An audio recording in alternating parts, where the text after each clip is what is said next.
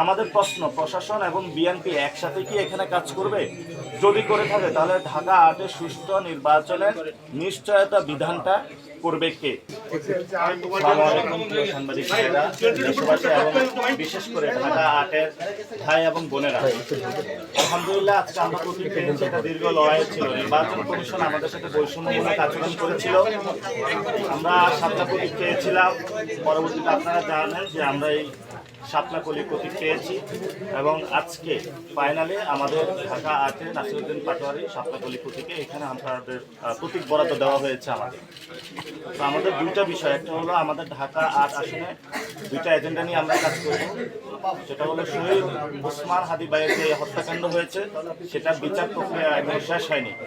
আমি আজকে শুরুতেই সরকার এবং তার যারা দায়িত্বশীল ব্যক্তিবর্গ রয়েছেন তাদের কাছে আবেদন জানাবো যে শহীদ ওসমান হাদি ভাইয়ের যে হত্যাকাণ্ড দ্রুত বিচার প্রক্রিয়া শুরু করুন এবং সাথে সাথে আমাদের নির্বাচনী যে এজেন্ডা আছে এবং পরবর্তীতে যে এজেন্ডাগুলো সেগুলোর মধ্যে শহীদ ওসমান হাদি ভাইয়ের হত্যাকাণ্ডের বিচার প্রক্রিয়াটা নিয়ে আমাদের এজেন্ডা চলমান থাকবে।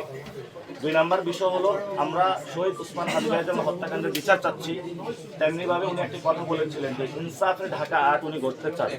আমাদের নির্বাচনী জায়গায় আমরা চাঁদাবাজি, সন্ত্রাস, দখলদারিত্বের বিরুদ্ধে ইনসাফের একটি বাংলাদেশ গড়তে চাই এবং এই প্রতিশ্রুতি নিয়ে কাজ করতে চাই যাতে আমাদের মধ্য থেকে শহীদ ওসমান হাদি ভাইয়ের মতন আর কোনো ব্যক্তিকে, যারা বাংলাদেশের পক্ষের লোক, আধিপত্যবাদ বিরোধী লোক, এমন কোনো মানুষকে আমাদের মধ্য থেকে হারিয়ে যেতে না হয়।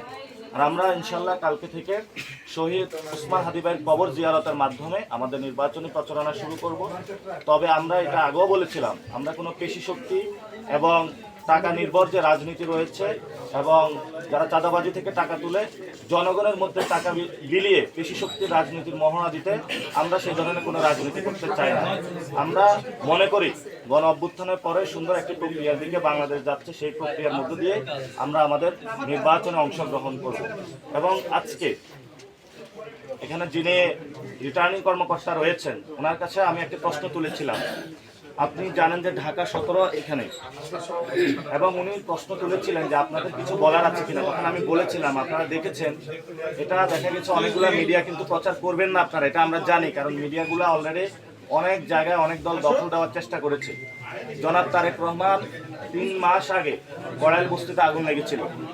জনাব তারেক রহমান গতকাল সেখানে গিয়ে বলেছেন, প্রতিশ্রুতি দিয়েছেন যে ফ্ল্যাট নির্মাণ করে দিবেন।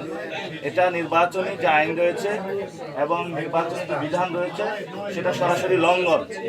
আমরা দেখতে পাচ্ছি জনাব নাহিদ ইসলামকে শোকজ দেওয়া হয়, কিন্তু তারেক রহমান গতকাল যখন সরাসরি এই ধরনের প্রতিশ্রুতি দিয়ে বেড়াচ্ছেন, আমরা মনে করি নির্বাচন কমিশন এখানে নিশ্চুপ থেকেছেন এবং প্রশাসন একদিকে হেলে যাচ্ছে। এখানে বৈষম্যমূলক নীতি হচ্ছে, অর্থাৎ তারেক রহমানের বেলায় এক নীতি আর অন্যান্য প্রার্থীদের বেলায় এক নীতি। এবং আমাকেও শোকজ করা হয়েছে গণভোটের পক্ষে হ্যাঁ ক্যাম্পেইন করার জন্য।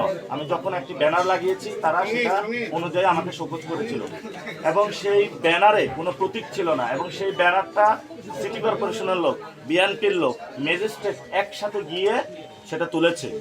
আমাদের প্রশ্ন, প্রশাসন এবং বিএনপি একসাথে কি এখানে কাজ করবে? যদি করে থাকে তাহলে ঢাকা ৮-এর সুষ্ঠু নির্বাচনের নিশ্চয়তা বিধানটা করবে কে? যদি আপনাদের কোনো প্রশ্ন থাকে বলতে পারেন।